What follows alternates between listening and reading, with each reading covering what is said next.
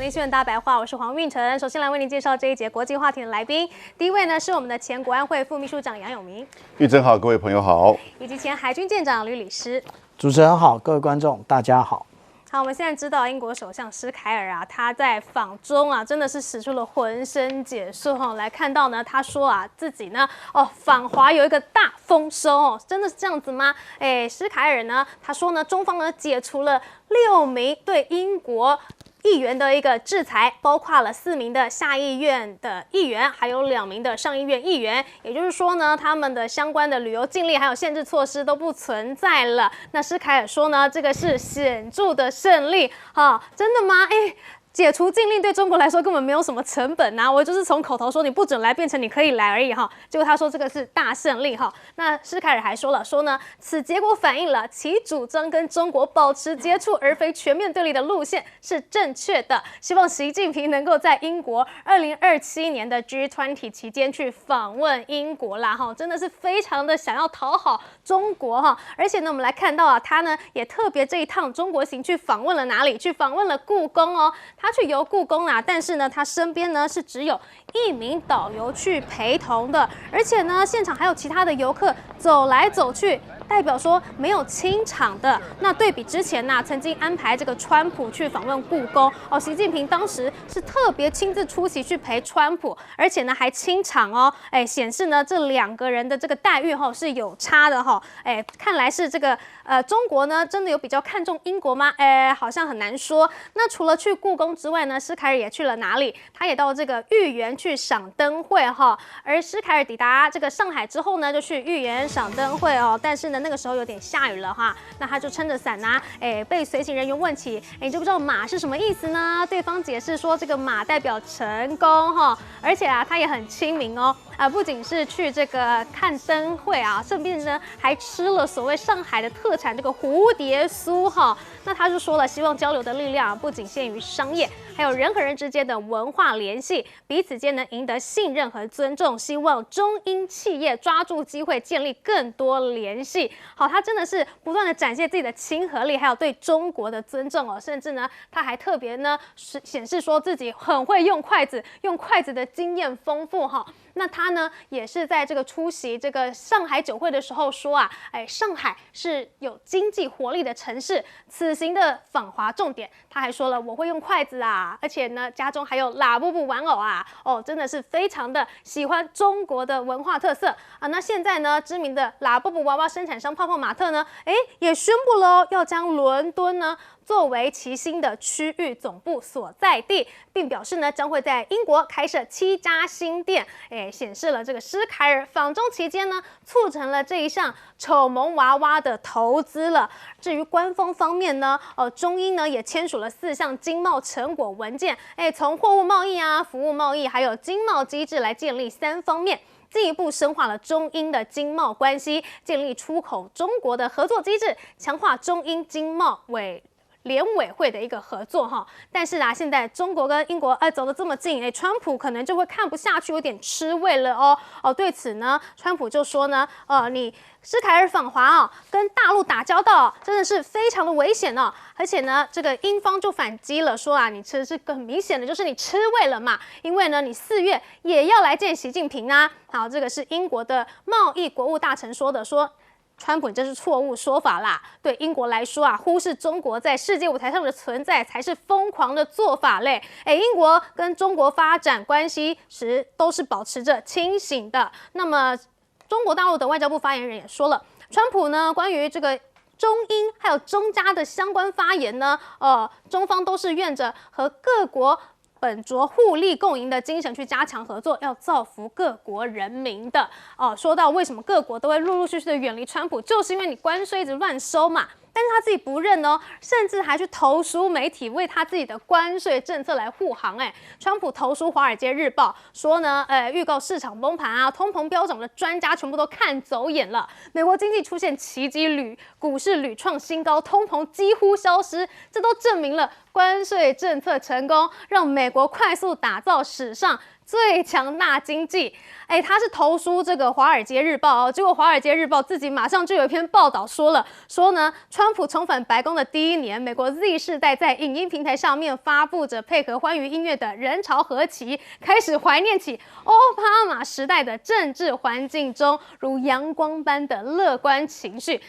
人家都投诉你媒体了，但是他真的是直接打脸川普哈。那就说了，现在川普呢正吞噬着美国的政治生涯，加速美国的经济恶化。所以啊，现在中国的投资者呢，去年就出手买了全球近10% 的黄金啊。那么，俄国的外交部也说了，说中国啊在全球经济体系中呢扮演一个举足轻重的角色。好，我们回过头来看这个施凯尔的访中行啦，真的是一个盛大胜利吗？我们来请教彬哥，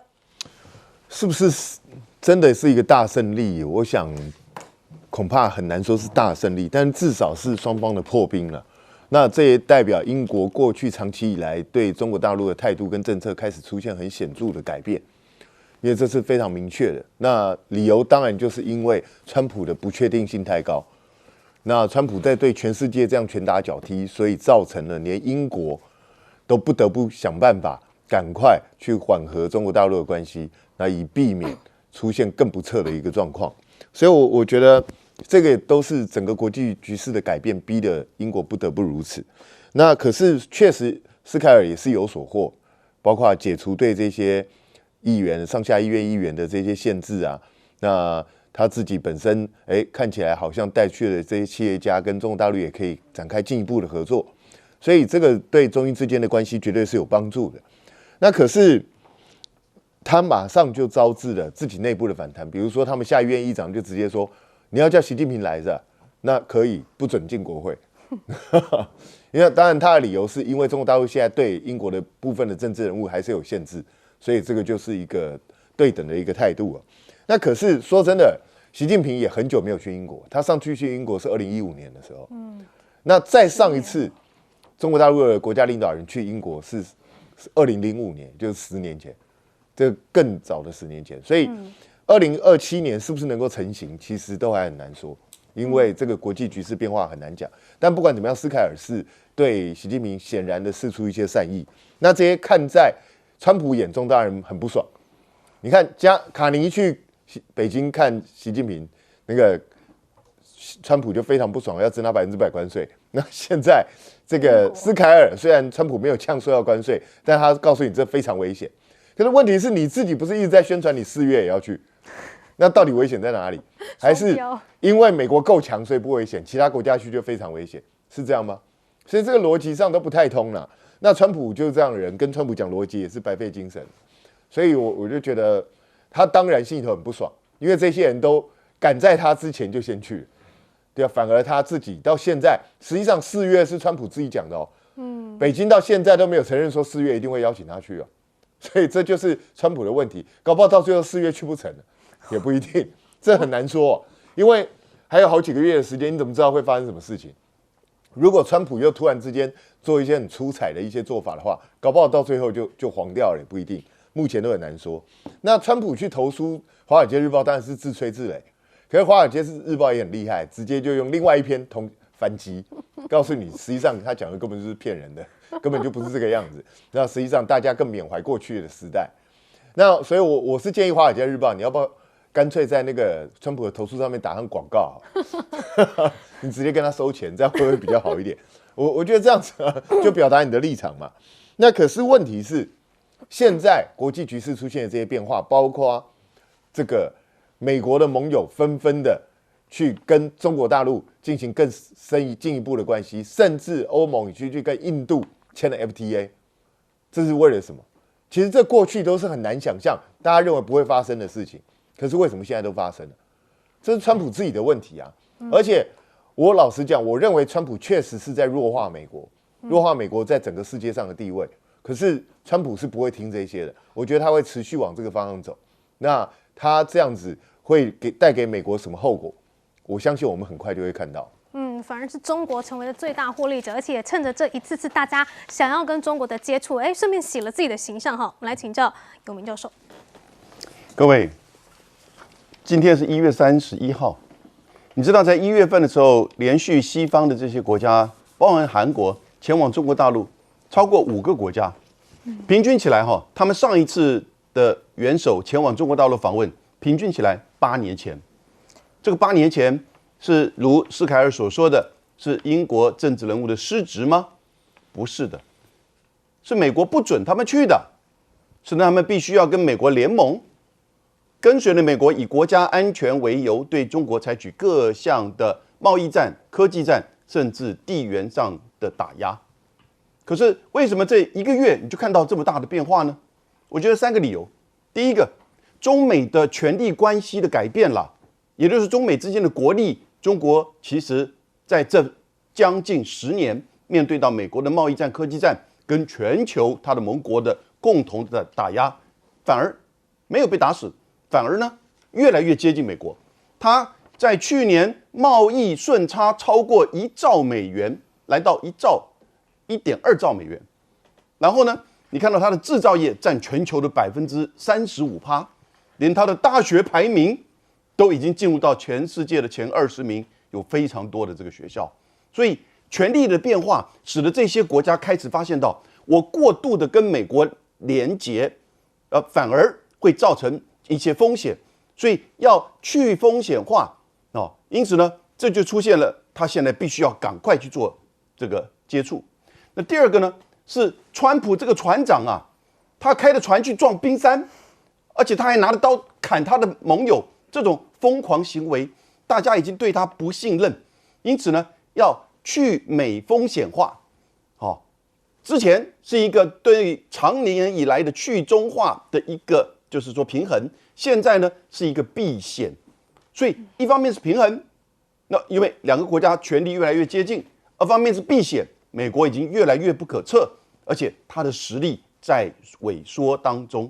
那第3点呢，也就是施凯尔跟他的这些官员所讲的，因为这10年跟中国已经脱节很久了，还真的失职。所以呢，以他们的跟中国的贸易关系，你想想看，光是英国，全世界第2大的服务业出口国，可是呢，他前往中国大陆的这些服务业的这个产品，我们讲的金融啊、教育啊，或者是保险啊、租赁啊，各个方面，其实呢，并没有任何官方的这种所谓的这种保障。所以他这一次签了10个协议跟备忘录当中，我感觉最重要的，倒不是说开放怎么样的免签，而是呢，双方要启动服务贸易自由化的可行性研究。各位要知道，签订 FTA 自由贸易，不管是服贸还是货贸，一定是分2阶段的可行性研究。第一个是民间的机构，第二个呢就是政府。大概在3到最长了10年，通常在3到5年就会签订。这个表示一个政策方向下去，通常是不会停下来。只有我们台湾会停下来了那个 ECFA 就没了嘛，对不对？所以其实中英之间在服务贸易上中国都愿意开放，表示什么？因为他没有到这个对等的要求英国你去开放什么样的产品市场啊。英国到现在为止还是对华为的商品有一些禁止啊，英国还是对中国的核能产品有一些核电厂有一些禁止。所以呢，就显现出中国是比较有信心的面对到各个国家不同，你们来，你们加拿大来，你们英国来，我们就谈一个大的交易。这个交易你拿的比较多，我愿意让利，这个就不一样了，就是大国的态度。以前都是美国让利，对不对？现在是中国让利了。那大家为什么不去赶快为了各个国家的自己本身跟人民的利益啊？所以中国其实也是很知道自己的市场是很大的，所以他也是非常的欢迎说，你各国赶快来抢我的市场啊！是真的就是如刚刚永明教授说的。好，接下来我们来请教李氏舰长。我们在这个3、4年前所看到的去中国化，那个时候呢，大家讲了非常多的一个假新闻，例如说像新疆，例如说像维吾尔人的这一些问题那我们看到的这一次，中国大陆同意了这个两位上议院的议员，5位下议院的议员解除管制，这7位当初就是在讲维吾尔的一个问题其实现在当新疆开放大家去参观的时候，去旅游的时候，大家才发现，其实根本没有什么在教育营，这些人通通都在说谎，配合的媒体说谎。那所以呢，我们看到这一次啊，这一个免除的动作，虽然呢不一定称得上叫做大胜利，但是可以称得上叫做宾主尽欢啊。那当然啦，川普是不高兴的，因为你们这一些人啊，在卡尼所谓的要中等国家合作的一个大旗一挥之后，你们开始去美国化了，然后通通往中国大陆跑。例如说，刚刚无论是彬哥或者是永明老师提到的这一些西方国家的领袖啊，那但是呢，我们刚刚讲到说，有关于施凯尔这一次，其实他前往很多地点，其实没有什么样的水户，因为他们需要人潮，那也就是我们看到的哦，那他这个施凯尔，他这旁边簇拥了非常多人，那跟他一起合照，而且那就甚至呢还请他签名。这个施凯尔不是第一位，在法国的马克宏，他到四川大学的时候，也是四川大学一堆学生围着照相啊，其实这些政治人物想要的是这一种场景，所以他其实开放了这个这一些中国大陆的这个人民可以围上去啊。那现在我们看来啊，当然那个川普是吃味儿了，那你们都去了，那我嘞，我去的时候还可以轮到什么呢？其实你可以先跟这个先到的这个高市早苗啊，你们看看可以激起什么样的火花。那其实激不起什么样的火花，因为其实真正的大对仗、大交易是川普想要跟习近平做的，而不是跟高市早苗做的。他跟高市早苗最可能的作为就是跟他讲，你没有对等实力之前，请你往旁边站，不要一天到晚那个耽误了美国的国家利益。不过川普呢，他是死不认自己的这个政策有错的啦，包含了这个跟其他国家的关系，以及自己的国内的这个关税政策。好，我们先休息一下，广告之后马上回来。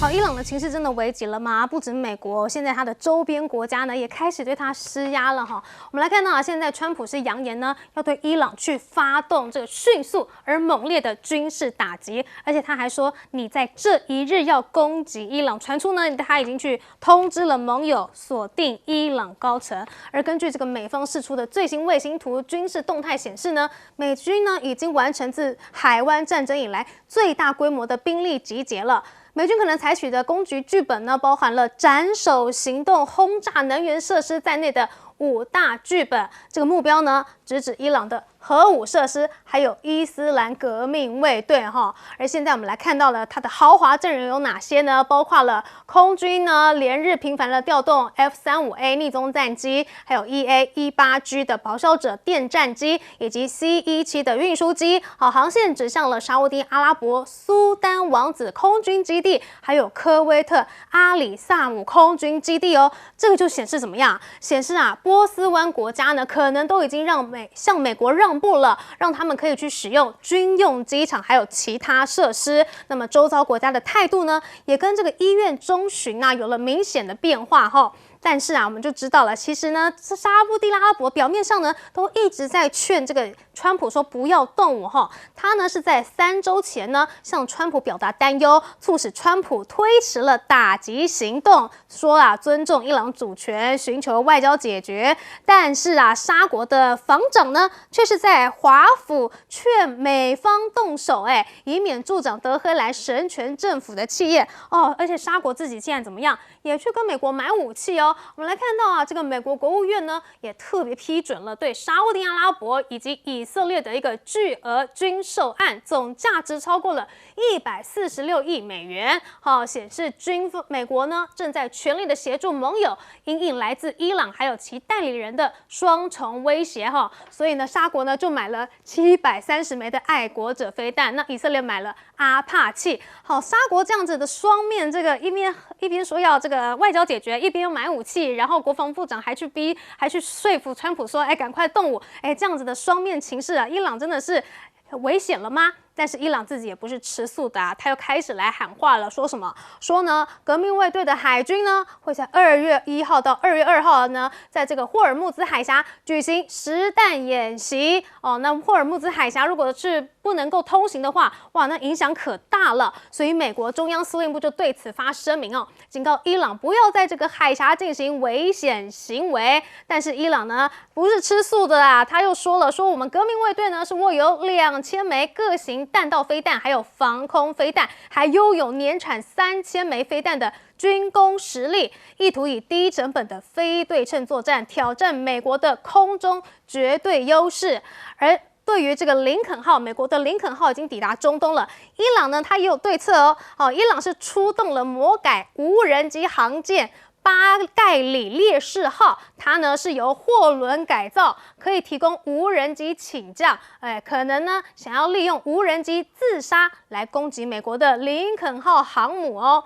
那现在啊，俄方呢也出来了吗？哦，普丁啊在30号呢在莫斯科秘密会晤了伊朗的最高国家安全委员会秘书长啊，此举就引发了外界高度关注。有没有可能莫斯科呢会在美伊局势剑拔弩张之际呢，扮演关键的调解人角色呢？好，不过欧洲其他人的态度是什么呢？通通都出来批评伊朗哈。像是这个英国呢，他就已经严拟要立法去打击伊斯兰革命卫队了，而不止如此哈，甚至呢，欧盟呢也在周4同意要将伊朗革命卫队呢列入恐怖组织名单。那么欧盟呢也批准了21个对伊朗当局实体还有官员，包括了伊朗内政部长实施旅游禁令以及资产冻结。好，那对此呢，伊朗的最高顾问就说了，说你这些欧盟国家啊这样子做的话呢，是重大的一个战略错误啊，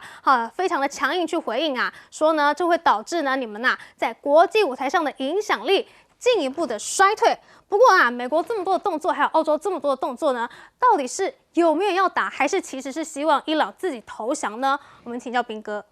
伊朗不可能投降啊，他投降，他的神权统治就毁掉了。那他们如果他神权统治一旦毁掉，那他们这些人被清算，那后下场是会非常凄惨，所以他不可能会去投降。那但是现在就是看美国到底要怎么做。对美国来讲，成本最低也最快速的方法，当然就是委内瑞拉模式。能够直接去狙击，甚至直接逮捕哈米尼的话，但是应该是很高难度了。现在听说哈米尼现在完全躲起来，那听说他是躲在地下碉堡里头。那如果是这样的话，美国当初用他的这个钻地炸弹都没有办法解决掉这个伊朗的这些核设施，那你有没有办法解决掉哈米尼？那哈米尼经过去年那一次。其实伊朗很多高层都直接被狙击，直接被锁定攻击。那哈米尼还会不小心吗？还会像这个马杜罗一样随随便便被人家抓到吗？所以这个恐怕是一个难关。那美军会采取全面入侵的手段吗？我个人认为可能性也不大。对他来讲，大概就是重点性的打击跟攻击。然后对美国来说，最好的方式就是，当然第一个抓到哈米尼，第二个就是是不是能够煽动伊朗内部进行动乱？比如说有人想要出面取代哈米尼，或者是说他们的这些群众之中，是不是有人能够号召起来革命，推翻神权统治？那对美国来讲，这是比较划算的一个作为。那现在美军集结兵力，我觉得就是不断的在施压，希望用这种压力带给这个伊朗人民希望，看他们能不能够自动起来去推翻伊朗政府。可是呢，上一次川普说：“你们大家不要担心，我们正在路上。”结果后来就没来，就害了很多伊朗人对美国非常失望，觉得说川普根本就在骗我们。那这一次还能不能够再激起伊朗民众主动起来反抗呢？恐怕就很难说了，因为我相信哈米尼跟整个神权统治应该是现在不断的在加强他们对整个伊朗内部的控制，所以要再起来恐怕没有这么容易啊。那至于说沙烏地阿拉伯，他们本来就是因为宗教，就是他们的教派不同，然后长期以来就是世仇。那本来在前几年稍微有机会转圜可以和解，那对沙烏地阿拉伯来说，第一个美方给他的压力是越来越大，那第二个如果能够一次解决这个心腹大患，对他来讲也不是个坏事。那当然他可能就必须要去承受的，就是油价可能会因为这样不稳定，那中东可能要乱一阵子，而且伊朗万一你假设你摧毁了神权统治之后，伊朗内部是不是能够维持安定，还是它会分裂成更多制造中东的乱源？这些都是要去审慎评估的。所以要打伊朗这么大一个国家，绝对不是随便说打就打，还是要去考虑很多未来可能发生的状况。那至于伊朗，你说他摆出他的所谓的无人机航母啊，或是他的导弹，然后说他的导弹能够威胁大概就是美军在中东的基地跟以色列。那可是老实讲，能够造成多大的威胁还有待评估。他要打，请全力是一定打得到，但能够造成多大的伤害就很难讲。那至于他的无人机航母呢？老实讲了，如果美国真的有心要对伊朗展开攻击的话，他的无人机航母一定会先被炸掉。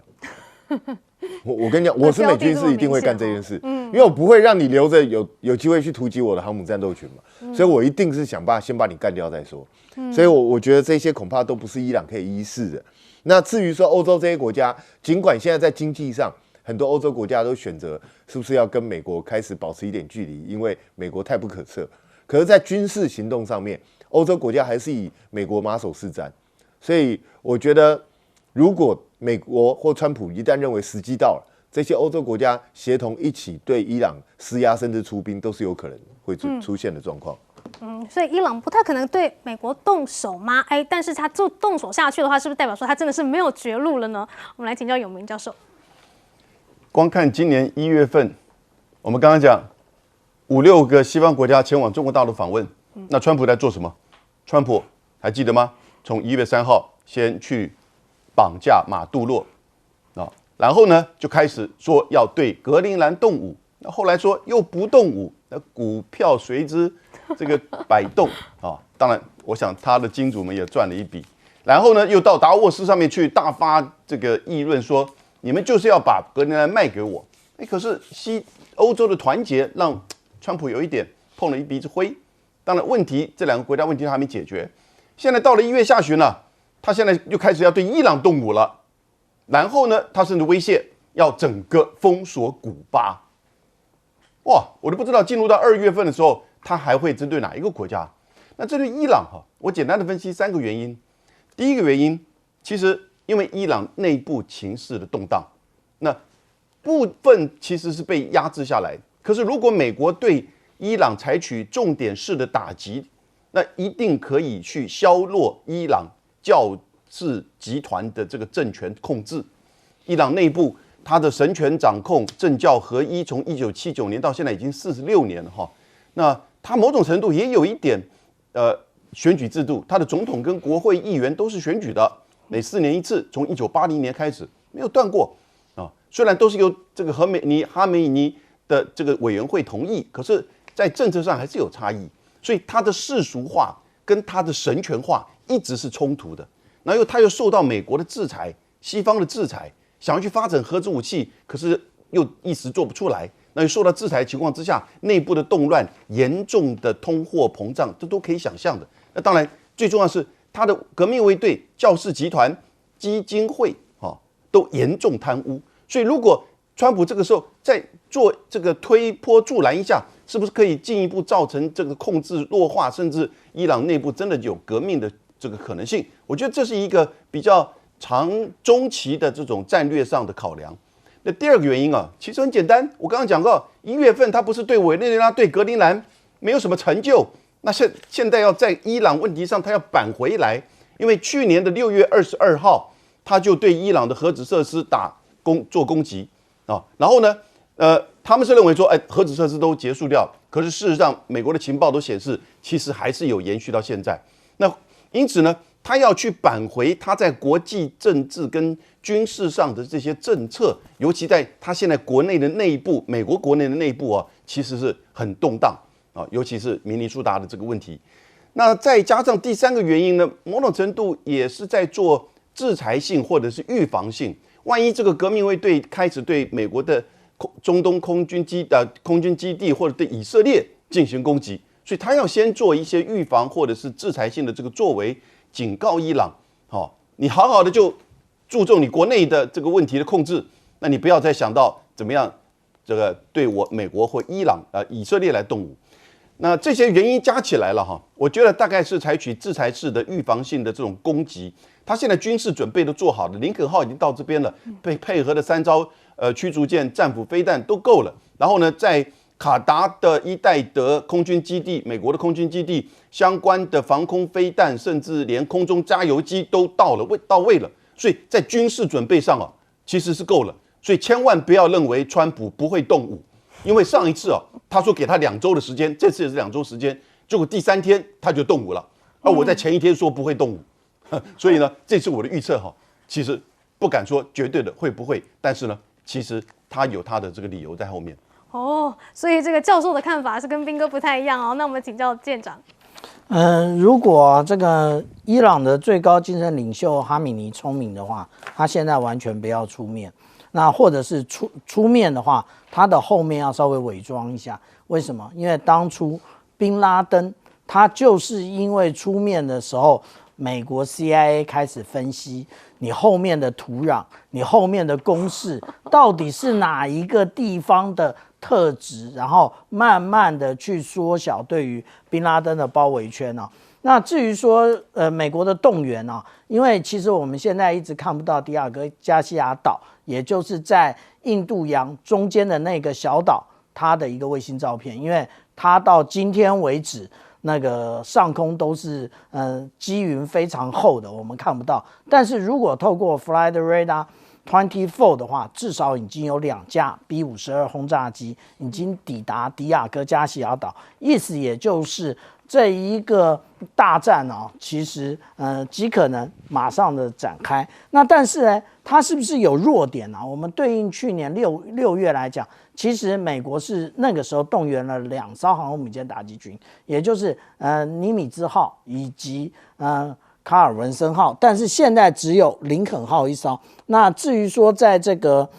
地中海这边并没有，但是伊朗可以做的是什么？它可以先封锁赫姆兹海峡，因为它在这赫姆兹海峡这边部署有无论是300公里或者200公里，甚至只有120公里的各型的反舰飞弹。在这种反舰飞弹的威胁之下呢，它可以切断赫姆兹海峡，然后切断所有那个燃油的输出那是不是有另外1艘航空母舰打击群的出动呢？那个川普是说我们有一个美丽的大舰队出动。那个大舰队呢，如果我们比照现在，除了福特号，因为福特号它现在的位置还在这一个加勒比海的位置所以这就是呼应了有明老师刚刚讲的，他是不是随时对这个古巴动手是另外一件事那但是呢，现在我们看到的是布希号。布希号呢，其实它的位置在诺福克港，已经在1月13号就已经出港了。那如果以那个最新的这一个美国海军学会相关的资料的话，它已经准备要穿越大西洋了，所以非常有可能那至于说美国现在的弱点到底在哪里？其实我们来看上一次那个有关于对于伊朗的那个伊朗的反击动作也就是用了一大堆飞弹去攻击以色列那他那个发射了100多枚，后面又跟了150枚，这么多的弹道飞弹不断的攻击，但是是不是有拦截？当然有拦截，可是你有这么多的数量吗？我们来看一下，这只是以色列的某几个阵地的统计萨德用了39枚，然后以色列自制的剑士2型用了9枚，剑士3型用了32枚，这几种飞弹都是非常昂贵的。如果我们对比看今年美国对于萨德的产量也不过32枚而已，但是他在去年就已经完全的用光了。所以我们这样讲大家忽略了一件事情，我们现在常常在讲的，也就是在俄乌战场上使用的沙赫德136的这种无人机，这种无人机真正的出产国是哪一国？是伊朗啊。所以美国在做这件事情的时候，他要特别小心，因为我们讲说萨赫德136，它的航程最远可以到达2500公里。如果再配合了航空母舰的话，那个林肯号会不会遭受攻击是一个问题。所以伊朗局势真的是没有这么的简单哦，可能随时一触即发，因为川普真的是很难说，而且兵力都已经集结了。好，我们先休息一下，广告之后马上回来。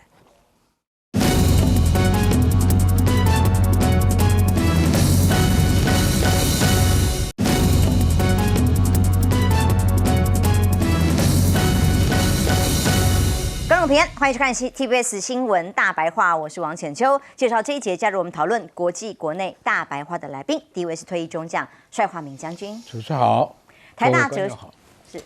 哲学系教授苑举正老师，浅秋好，各位观众朋友大家好，政大国关中心兼任研究员严正生老师，主持人好，各位观众大家好。最近的国际新闻真的很热闹，偶尔也觉得很像娱乐新闻哦，因为非常的戏剧化，非常的夸张。但是这一趟呢，施凯尔英国首相到大陆去的行程，却是看起来很温馨哦。那这一次英国首相访中，当然引起全球的关注。过去跟美国一起对抗中国大陆的。欧洲国家陆陆续续的往大陆去前进。这次英国首相带了很多企业家啦，一起随行，同时在豫园的这个画面里看灯会，然后细雨漫步，喝中国茶，甚至还进一步自己亲手掏钱去买了一盒蝴蝶酥。哇，他觉得有幸福感哎，看看他怎么说的。This is a butterfly biscuit. One bite, and it's happy. 外国人来尝尝过年的滋味。那么他还说到上海之后用筷子经验是很丰富的。刚刚前一题我们提到拉布布，台北市政府的灯会用拉布布，被说缺乏文化自信怎么样的啊？英国首相施凯尔说，我家也有拉布布，也有一个拉布布是给孩子玩的啊。所以施凯尔充分的展现访华期间各种亲和力，走到民间去，还有观光景点吃啊、喝啊等等。同时呢，施凯尔也争取各种的投资，其中泡泡玛特宣布了即将在欧洲总部扩大，增加非常多的点，大概7个8个以上的总部，其中最大的总部将设在伦敦。那么泡泡玛特的负责人特别讲哦，未来在英国开设的7家新店里头，泡泡玛特是非常重要，认为伦敦是非常适合拓展全球化的文创 IP 的一个地方。当然，文创产业往这里来发展，所以施凯尔一连串在自己的访华行程里头 PO 的 IG 也展现了非常快乐而且欢欣的气氛。听听他的画面。Yesterday, we halved the tariffs on whiskey, and we got visa-free travel for Brits in China. Really big and important for our business community. To do that, I'm going outside to say thank you to the embassy staff who've worked so hard to make this trip a success. 非常清楚，他展现的是经济合作的成果，来让自己英国的国人来交代。那么这一趟的访中呢，他还特别讲，中国已经解除了对6名英国现任议员的制裁，过去相当对抗的氛围，现在完全不一样了。甚至也邀请习近平在未来2027年的时候，他能够回访英国。接下来 G20 将会在英国主办，那么年内举办新一轮的经济财经论坛，也有各种双方的机制，马上都在路上，机制性的对话、经贸合作、财经论坛都在路上哦。不过英国过去大家都说川普很相对在欧洲里面，他是最敬仰就是英国了。那么第一个跟川普达成关税协议的也是英国，想不到连英国都到中国大陆走得这么开心。川普说是吃醋了吗？打翻醋坛子。他公开的批评英国跟中国打交道是很危险的。还有，尤其是加拿大，也别把北京当答案，他已经呛要对加拿大加大各种关税制裁，也说他们最后会被吃掉嘛。哦，施凯尔在媒体受访的时候回答这个问题，他说：“当然我看起来那个访问主要还是针对加拿大啦，不过针对我们的部分，如果我没有记错的话，川普总统自己不是也预计4月要访中吗？那我现在访中怎么了吗？”他当然也有这样很幽默的回应哦。所以这一趟在英国跟中国大陆的合作是像川普讲的非常危险吗？英国的商贸国务大臣克里斯公开的讲，中国大陆是世界第2大的经济体，也是英国第4大的出口市场，贸易依存是很现实的问题。英国如果不跟中国接触，绝对是疯了，尤其是在欧洲国家的关系之中，最被关注重中之重，川普说要拿它当第51州的加拿大。现在关系紧张到什么程度？到连加拿大的公民过境美国都屡遭海关盘查，甚至一再有什么干员把他围堵起来，然后不明原因被拘留好几个小时，却从头到尾不知道原因哦。因此呢，连加拿大的官方都发出了旅游警讯，就要告诉加拿大的人说，如果你到美国，就连过境都要特别注意安全吗？那加拿大受到的关税制裁，汽车的关税部分是25%的很高的比例，因此礼拜五已经加拿大通用汽车宣布哦，在奥沙华的车厂正式解散雇员，包括了500名的工人，是不是接下来整个汽车业对加拿大都是重击？美加关系再也回不去了将军怎么看英国首相施凯尔这趟中国行？我觉得这个在大环境来讲，他到中国去纯是川普促成的。你把全世界的交易链都打断了，在打断以后，他经济势必要跟政治分离嘛。如果经济还跟着政治走的话，就不要活了嘛。所以第3个意义就是务实主义 rise up， 这个务实大家都要求生存了，都要赚钱养活自己的国民了。所以务实主义现在看得很明显，最明显是G7这么多国家都跑到跟中国大陆去打交道。为什么？大家都要恢复自己经贸链嘛，要不然的话，国民生计都会出问题。所以川普在那里酸人家，人家回一句真是很好啊！你不是自己也要去吗？我们去危险，你去不危险？第3个这个就是加拿大有卡尼讲话抢了川普的风头，这让川普非常愤恨，数罪齐发，到哪里都是我川普 No.1， 哪里有卡尼的演讲有掌声，我演讲下面有嘘声，这受不了啊！所以你越这样子疯狂的这样搞，中国的盟友就越来越多。所以现在一看，以前美国是靠北约的军力来控制欧盟的国家，现在也慢慢，他把乌克兰的问题甩给你欧盟了。所以这些国家也对美国是非常伤心的嘛。这种号称是生死的盟友是英国啊，2次大战里面跟美国军队配合的最好的是英国。所以连川普的标谁也冒了一句话，我们打仗的时候你们都在远远的躲在后面，这把英国人给气疯了，加拿大也气疯了。所以这个问题啊，川普这个疯子啊，到处惹祸，再过1-2个月就要验收自己的苦果了，差不多了啦。欧洲国家陆续访中连北极圈国家都是如此，因为川普什么都想要加拿大、格陵兰，还有下一个，这2天大家都在关注下一题我们讨论的就是他到底有没有攻击伊朗。所以当欧洲国家，尤其是英国，他最在乎的重中之重去访中，川普当然坐不住了。我觉得这一次的话呢，这个施塔尔他本身到中国去访问的话呢，这件事情非常具有意义，而且说是8年来的一个主要的一个大突破啊。这里面的话呢，所展现出来的意义非常多。大家知道吗？为什么要拖8年呢？就是因为呢，在2018年的时候呢，就是这个美国那个时候刚好总统也是川普啊，那个时候的话呢，对于这个大陆这边是表明了敌对的态度，所以这些像这个盟邦这个英国啦，从爱尔兰开始了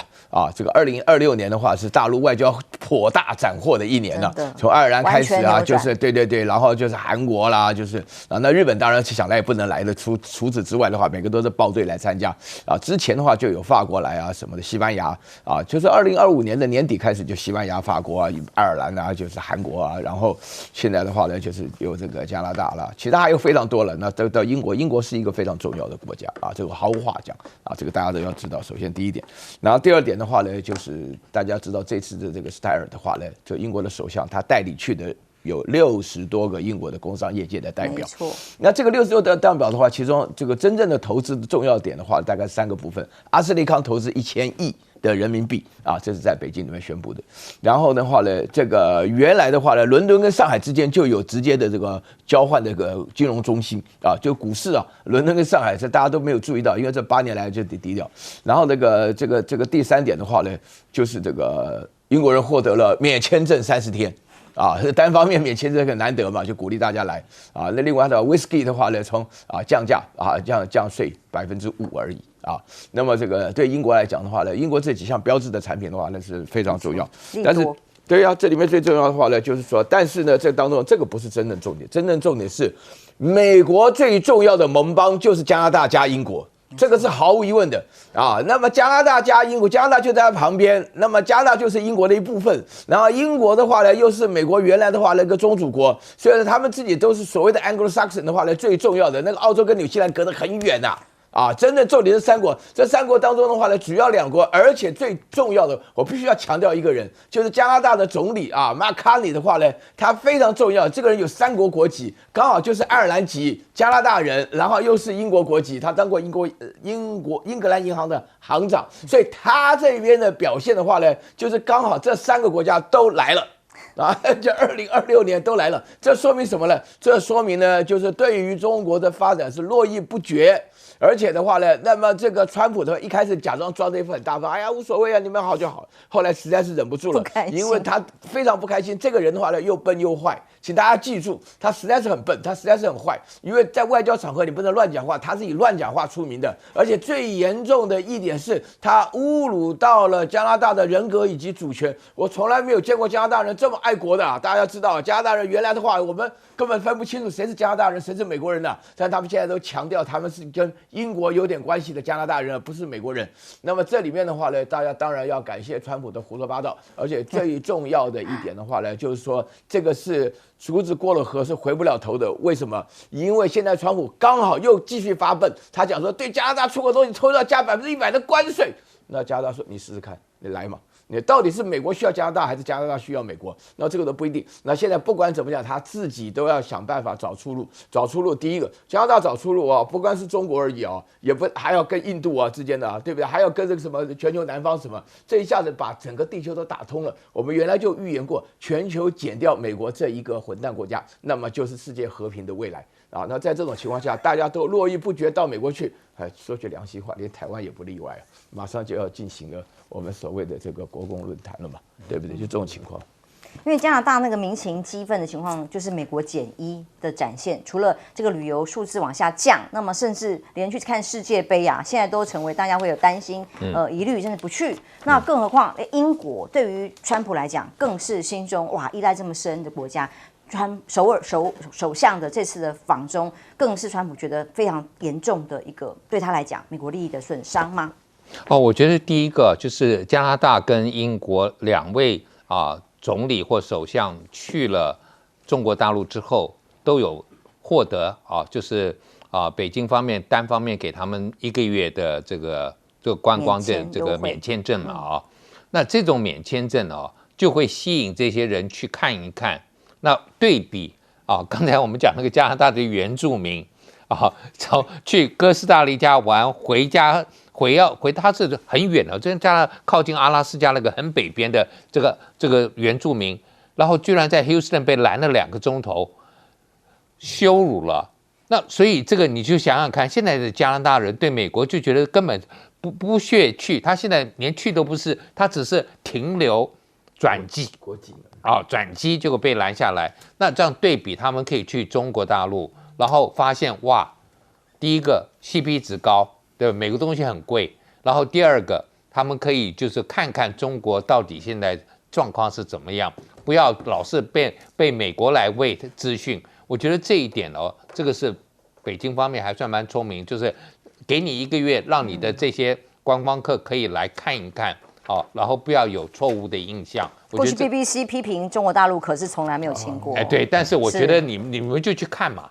那这个是第一个。第二个，刚刚讲到加拿大人真的是很气美国。现在最气美国是什么？是美国人没事买加拿大的那个枫叶的那个标章，放在他们自己的帽子上或者夹克外套上面，到欧洲去假装是加拿大人，因为知道美国人在欧洲很受讨厌嘛。所以他们就假冒，然后美国人自己都承认，他说我从来没想到有一天我需要装成加拿大人，我不知道我这么不受欢迎啊，然后到这个地方，所以真的是像岳老师刚刚讲，就是大家会把美国慢慢的减掉。那可是，在这一点，我觉得这次英国首相访问中国，我觉得最大看点是这个去了这个豫园哦，他大概我不晓得有没有搞清楚，这个地方是曾经在鸦片战争被英国人毁过啊，然后在英法战争也被毁过，所以英国人在这个地方是有原罪的啊，然后后来慢慢修复了。那我不这个是明朝时候的建的，但我不知道这Stammer 他到底清不清楚？如果清楚，他应该有点不好意思吧？就是今天我们讲从另外一个角度来讲，中国可以好好再去提一下鸦片战争，可以好好去提一下英法战争，但是让你在这边过得那么过瘾啊！我还要提一下拉布布啊，我真的是我也搞不懂。结果我孙女来台湾买了一堆啊，叫做蒙丑嘛。对，那拜拜啊，水啊我问他为什么买这个，他说他也不见得喜欢，但他觉得台湾现在买的价格，他回到美国去可以卖2倍的价。我说你这做生意，但是就是拉布布的受欢迎的程度是不受国界的啊，所以我觉得我们台湾也不需要在这个上面做文章了。好，接下来看看到底伊朗川普有没有要打？这2天一直收到不同的新闻推波，一下子说要动手，一下子说有可能和缓哦。这张海报把它弄得很像电影海报一样，哇！川普在这个受访的媒体里面回答说：“西门町以前的那个电影的广告，是电影海报手画版嘛？说美军近期已经向多个中东盟友通报了。”白宫内部评估即将对伊朗发动军事行动，的确很多的战舰军人的部队往那里集中当中吗？那么他锁定，甚至也有可能时间最快就在礼拜天，今天礼拜6，明天美国时间有可能会动手吗？要锁定的是伊朗政府高层，还有伊斯兰革命卫队的核心人物，说不定斩首行动，像委内瑞拉，因为毕竟川普现在还活在委内瑞拉成功抓捕人家总统的那个美好的泡泡里，对，美好的泡泡里觉得太成功了，太厉害了，是不是有同样的方式有可能在伊朗这样做呢？大家的很多分析都认为它可不是纸糊的没有那么容易。美国评估各种方案里头，包含委内瑞拉模式，是川普觉得最省事又最有英雄气概的问题是备案，因为它没有那么容易，有没有可能改以网攻？金融机构，或者是对伊朗有更多的严厉制裁来进行。不过说真的，制裁伊朗还不够吗？长期已经不知道制裁有多少，能用的工具其实也不多。但为什么伊朗不是吃素的？各种的分析告诉大家，伊朗拥有数千枚弹道飞弹的射程，高达2500公里。足以覆盖波斯湾周边19处的美军基地，包括了卡达这些地方。除此之外，很重要的是，邻国包括了沙特阿拉伯等等的国家，并没有要支持美国的行动，也不准美国使用领空或军事基地来进行攻击。那伊朗这手烧的大货轮所改成的无人机航母，也不是开玩笑的，也有它的拒止能力，果然是跟委内瑞拉不可以拿来相提并论的。所以川普会不会打？这2天我们还要再来观察，因为这个看起来伊朗的动作是秘密的去会见了普京，这个是突然出现在克里姆林宫，由这个伊朗的官员事后发文才发现的，被形容叫做闪电式的秘密访问，事先没有人知道，也没有发过新闻稿。那么到底密会了普京之后，是不是能够有底气来对抗美方可能的攻击，我们不知道。但是美国内部其实内忧也不断，前阵子一直有暴风雪席卷的全美。那现在呢，另外一种暴风雪是 ICE。全反ICE的这个星火燎原，看到的是明尼苏达州大规模的抗议示威的人群。那么这些人群团体控告川普，不断的除了2起杀害白人、现场当街把人家杀害的这样子的行为之外，通过的一个法令，新的是说还可以依照这个新规定的新通过的规定，是可以闯民宅可以不经过搜索票的发放，不用司法程序。只要 ICE 就是这个移民局认为有需要，可以直接去民宅里面抓捕或者是搜索等等的所以现在不只是明尼苏达州了，全美46个州将举行250场示威，口号叫做不上班、不上学、不消费、停止资助 ICE。显然，接下来的这个混乱、跟抗议、跟冲突也不会少。刚刚讲到了 CNN 的前主播，因为长期他也批评川普政府结果最近被抓捕起来了。他强调两罪齐发，说要告他影响人权，还有影响别人的权益等等的他自己是透过律师表达，所有的职业生涯就是采访新闻不会停止批评，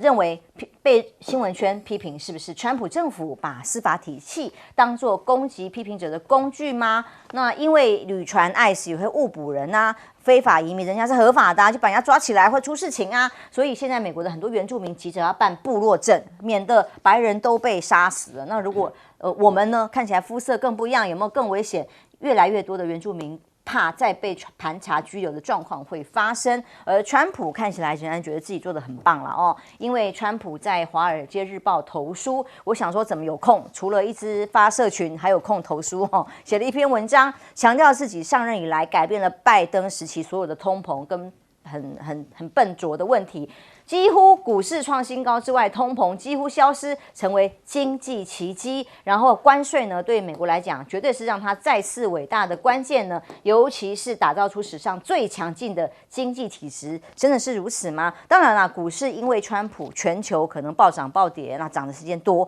那黄金、白银为了避险，本来也是暴涨的，却因为川普提名前联准会理事长华许出任下一届联准会主席。其实这个现任的鲍尔任期还没有到，他急着抢先宣布我要提名谁但是一宣布我要提名Wash，也立刻有趣的是，立刻让黄金白银史诗型的崩跌，代表着市场的信心是很复杂的。一方面股市又在涨，那对于殖利率等等的讯息，整个市场的讯息非常的混乱，这也创下了最大的单日跌幅，也证明了整个全球市场都因为川普而混乱。将军，你认为到底伊朗川普打不打？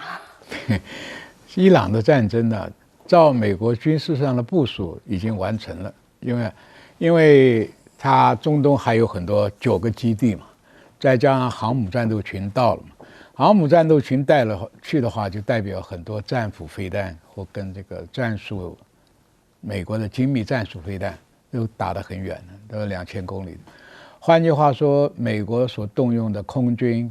飞弹大概可以涵盖伊朗做个重要的据点，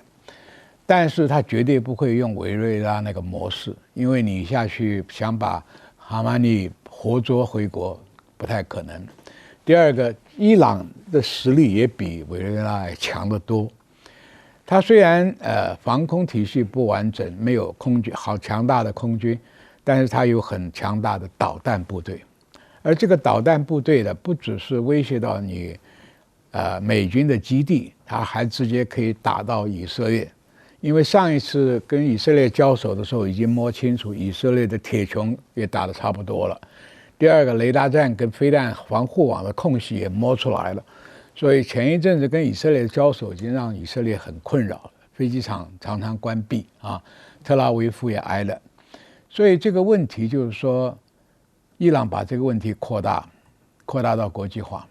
因为旁边沙烏地阿拉伯、阿联酋这些国家都养了有美国的基地。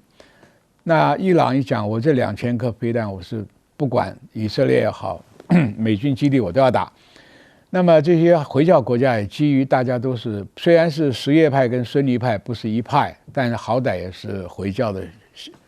兄弟，所以又怕伊朗的飞弹一不小心打了他，而且会扰乱了整个油的市场，因为霍姆斯海峡那边已经开始有动作了。那在中东产油国家来讲，这个开战对他们都不是好事。油价大跌，对，油价不管跌也好涨也好，反正都会受影响。所以美国到现在既然兵力全部到了，为什么不打？因为他还留了一条缝，让跟伊朗来谈。那这个为什么今天美国嘴巴现实深深说周日就可以开打？我们看拳击赛，2个拳手一上台就跟2个斗鸡一样，你骂我，我骂你，要打死你，各种的。但是为什么美国也算了？如果你要把伊朗整个收归臣服的话，你就要陆军登陆。美国的陆军要登陆伊朗的话，这太不划算。第一个，伊朗非常大，人口很多，地形也不适合这个作战。那么陆军既然上不去，那这个僵局怎么解？那么而且你声势做了这么大，没解决问题也很落亏了，所以他就嘘声恐吓，摆的场势很大，然后就告诉伊朗你可以谈判。那美国的条件就是最起码你要把你的核能设施全部放弃，飞弹要销毁。伊朗就说核能设施我可以跟你谈，转成民用了或者转成这个发电厂，但是飞弹我不能放弃，因为你放弃了飞弹，你跟美国完全没有谈判的筹码。那么他的飞弹为什么筹码很大呢？他胡塞组织也是他供应的，那委内瑞拉那边也是他供应的。反美联盟的这些在伊朗的什叶派里面，他还是有说话的余地，所以我认为明天不太可能会打，要看谈判。如果伊朗满足了美国的要求，就不会打，因为不管怎么讲，一动手就是大笔的钞票不见了，一条航母一天就要花好几百万美金，所以这个问题就是说，美国是估算，说我只要把你的革命卫队的头跟你哈马尼这些宗教头打掉，让你没有压制抗暴的群众的话，那美国就可以趁势扶植一个亲美的政府，这个远比美国去占领要划得来。所以这个企图，一个是在等这个反抗哈马尼的这些年轻的组织能不能起来，这才能达到里应外合，那牺牲少，胜算大。这是我觉得美国最可能采用的手法。你要硬打的话，不见得拿得到你想要的一个成果。所以我的估计就是说，礼拜天不见得能打，要看谈判的结果才能决定。因为上次委内瑞拉是不声不响哦，对，就没有任何讯息的情况之下，虽然前面的呛虾，但军事行动说干就干，就立刻完成了这个行动。那委内瑞拉也花了快半年的时间，在里面渗透的、收买的、跟着部署通通完成。伊朗还稍显仓促了一点。那伊朗的渗透成果，就是说你那些抗政府的那些群众有没有培育出一个有声望的 leader？ 没有。第二个，他是大批的反应，但是他看准一点，这些年轻人喊的是何梅尼你去死。我是赞成这个伊朗是应该把政治体制要改，这个被宗教跟政治双重的这个剥削，造成伊朗老百姓很痛苦。虽然我不喜欢美国，但我也非常讨厌伊朗这种暴力式的。那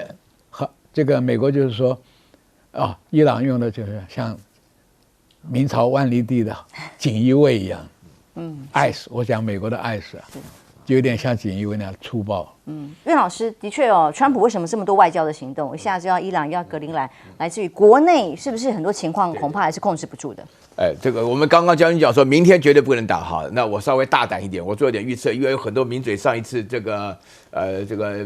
美国要炸这个伊朗的用 B2 轰炸机炸的话呢，有很多名嘴都已经翻车了，我也要冒一点险，一个礼拜内不会打。我基本上认为要打的理由就是4方面了。第一个就是美国就是活在那种斩首行动的委内瑞拉斩首马杜罗的那个美梦当中啊，但是伊朗没有这么简单，你知道吗？那革命卫队是不要命的哈，马杜罗旁边的人就会想出卖他。那第二个的话呢，就是觉得说川普觉得机会难得，伊朗大乱了，借这个机会把这个伊朗消灭掉。然后第三个的话呢，以色列在怂恿他在打了。然后第4个的话呢，就是说是这个我们主持人刚刚强调，这国内的情况非常乱，要转移焦点的要转移焦点。那我觉得这4种可能性，目前为止的转移焦点的事情，我们等一下谈，前面3种目前情况都没有发生，所以我觉得说短期内不会打了啊。实际上的话呢，美国真的也不愿意打，因为伊朗本身的8000万人口啊，跟那个委内瑞拉是本质上是不太一样的。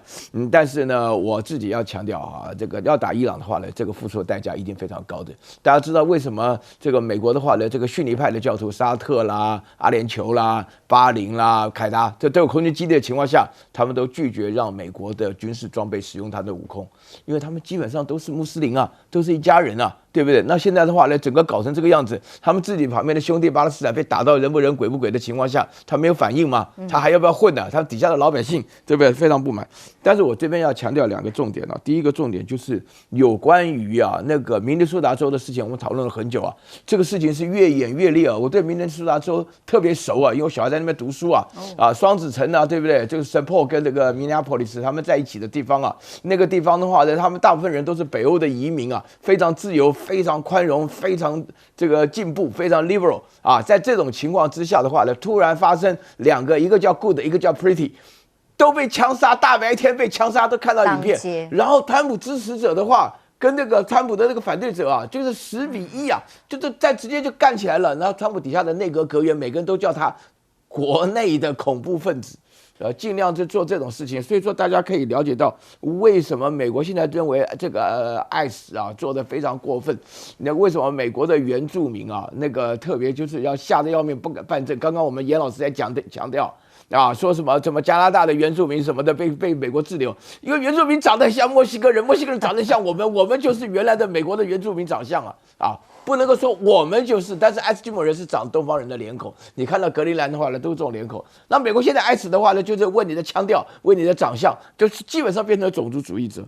另外，最后我要强调一下，为什么联准会的那个 Wash，他一上台以后呢，这个黄金还没上台了，只是宣布要用它。宣布消息，看样子，因为他本身 Estee Lauder， 大家都用这个化妆品 Estee Lauder 的女婿嘛，对不对？也是川普底下的大金主。他为什么上台呢？因为这个人呢，他对于美国的观念呢，他是说美国它2项原则。第一个的话呢，美国呢要回到市场，这个对美国的经济哲学来讲是一个非常具有吸引力的，就是美国是一个自由经济，自由经济就一切要回归市场。然后第二个的话，美国现在最不按照市场来的，就是联准会所做的量化宽松，量化宽松简称为 QE， 而 QE 的话呢，对于这个 Wash 呢，他曾经强调。就是要缩表，所谓缩表就是说不要在外面流动的美元这么多，美国不要印这么多美元啊。那么物以稀为贵的话呢，美元这种情况下导致要缩表的情况下，会使得美元减少供给，美元减少供给呢，大家知道物以稀为贵，美元自然就上涨，而美元跟黄金是成相反的，所以第一个反应是黄金会下跌，美元会上涨，但是这个事情拉成不会超过100天的。请大家记住，美元是拿着自己的信用。美国为什么搞成这个样子呢？就是因为美国发觉宁可喝着毒药过日子啊，都比说垮就垮要来得好得多。所以Wash他自己担任这个联准会主席的时候，他这个其实情况讲起来并不特别好，现在都帮他做多。因为原来的鲍威尔的话呢，就是他自己会强调说美国的联准会是世界货币的联准会啊，不是光美国一国的联准会。那川普现在想法就是把美元这个就想成美国一国的，所以会导致这个结果。那这个 Wash 他本身认为说，通货膨胀要能够降低的主要理由啊，就是在于说一切要回归市场的机制，该多少就多少，不用关税啊。但是我觉得他这个比较麻烦的原因是什么呢？因为川普会提名他，不单纯是因为他的金主、他的好朋友的女婿，而最重要的原因就会认为他会听话。但是这个人的话呢，会听话的结果会导致美国非常麻烦。大家可以算这个时间，一算的话呢，川普在2026年的底就开始悲惨的命运啊，大概1个礼拜会被弹劾1次了。苑老师刚刚预言2个时间点我们都拭目以待。对，拭目以待。严老师，你怎么看呢？整个世界动荡，美国我觉得明尼苏达州啊，刚才这个苑老师已经提了，明尼苏达州基本上过去50年从来没有投过民主党，共和党，全部都投民主党的。就是你看它周围的州，包括威斯康星是摇摆州，它南边的爱荷华州本来是摇摆州，现在变红州就是说它是一个艺术。就是另外一边是达科达州，都是红州，但是它就是有一个自由派的传统，这是从20世纪初期开始的。那当然，川普看不顺眼，因为他们的州长上次跟 Harris 搭档竞选，然后所以今天ICE进入明尼苏达，我觉得是一个很奇怪的。你如果要搜寻所谓的非法移民，最多应该是在德州最多应该是在加州就是西南边跨过境的最多，就他跑去那边明尼苏达去说好也可以，但是呢，如果说今天去搜纽约这种州，因为大都会很多这种少数非法移民在那里，明尼苏达州的白人比例在美国算是比较高的，但他天天去就是锁定这个，然后现在我自己做，我写的升等的书，就是写美国宪法对于这种保障的这种权利的保障。你今天没有搜索票，你今天就要去抓人，你没事就可以闯进民宅，这个已经是对美国宪法立国精神的立国精神这个所谓的民权法案啊，就是前面这10条的，是一个很大的羞辱，而且还这些你说他们说那个川普的内阁说这些人是恐怖分子，对不起，你 ICE 的 agent 看起来更像，还蒙面呢啊！到底谁是恐怖分子？我觉得 ICE 的更像恐怖分子，特别是你在训练他们的时候，在招募他们的时候，川普1年之内上台这1年。这个 ICE 的 agent 从1万人变成22000人，还在继续增加，因为要增加很多人，结果集训的时间也缩短。这个将军最懂这些，集训时间缩短，这不可能有好的一个训练。然后再加上原先说你们要抓这个拉丁美洲来的非法移民，所以西班牙文是一个必须。后来也说算了，不必了。然后呢，在招募上面就说我们要打击入侵invasion， 就是都在制造一种会招募到那种白人的，我们说红脖子的这一批人。所以现在的状况，我大概在刚开始出现的时候，很多人以为就像一个台湾很多事情一样，抗议完了就没有了。我就认为不会，因为会持续下去，就果然就持续下去。那你就要看到这些 ICE 的人有没有像他们真的就是 ICE。通常我们有一个 NBA 球员就是叫做 Iceman。问题是为什么叫 Iceman？ 他很冷静。我看 ICE 的人员一点也不冷静。然后呢 ，ICE 我们常常讲说，这个人看起来 ICE 很冷冰冰。我觉得川普政府对于2个美国公民被枪杀非常冷冰冰的。我觉得美国今天这个政府已经大有危险。然后川普被这个 ICE 也迷惑到一个地步，居然在这个世界经济论坛老讲 Iceland 而不讲 Greenland。我觉得这个 ICE 现在是一个美国很大的问题，也难怪民主党现在国会就要砍他的预算，觉得说这个单位变成是川普御用，真的变成是我们常常讲说过去这个锦衣卫一样帮川普来做打击对手的一个工具。那美国今天如果你在乎美国基本的人权，你应该可以。然后呢，竟然现在也说美国人。共和党是最赞成拥枪的，结果现在抓人的时候说你们不能拥枪了抗议的时候带枪也不行了，被打死。对，过去是说可以带枪的，结果你们现在真的是我觉得太不这个一致就是有这种双重标准当这个反对的势力说拥枪带着枪上街的时候，你就说不行了。是。